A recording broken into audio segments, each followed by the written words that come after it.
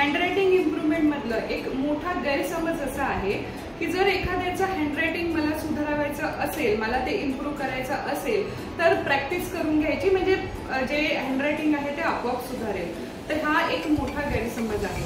सराव, प्रॅक्टिस जर तुम्ही चुकीच्या पद्धतीने केली तर तुमच्याकडे किंवा मुलांमध्ये चुकीची सवय लागू शकते. तर आपल्याला ते होऊ द्यायचं नाहीये. त्यांचा जो प्रॅक्टिस आहे ती प्रॅक्टिस योग्य दिशेने गेलेली पाहिजे. तर ती योग्य दिशा म्हणजे काय आहे? फर्स्ट ऑफ ऑल तुम्हाला ॲज अ टीचर मुलांचं हँडरायटिंग कसं आहे ते अनालाइज करायचं आहे. आता अनालाइज करायचं आहे म्हणजे काय करायचं आहे की ते काय केलं की त्याचं हँडरायटिंग, करंट हँडरायटिंग जे आहे ते का छान दिसत नाहीये, का प्रेझेंटेबल दिसत नाहीये, हे आपल्याला फाइंड आउट करायचं आहे. आणि ते फाइंड आउट केल्यावर त्याच्यामध्ये इम्प्रूव्हमेंट आणण्यासाठी योग्य पद्धतीने सराव त्याच्याकडून कसा करून घेतला पाहिजे हे या हँडरायटिंग इम्प्रूव्हमेंट कोर्स मधलं एक सिक्रेट आहे.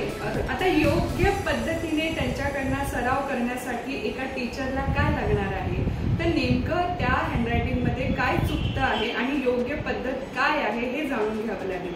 तर आमच्या हँडरायटिंग कोर्समध्ये किड्स इंटेलिजन्सच्या हँडरायटिंग टीचर ट्रेनिंग कोर्समध्ये आपण या सगळ्या बाबी कव्हर केलेल्या आहेत. जे आपल्याला वाटतं की मी पेज भरून जर मुलांकडनं प्रॅक्टिस करून घेतली तर त्याचं हँडरायटिंग आपोआप सुधारणार आहे, तर तसं होणार नाहीये.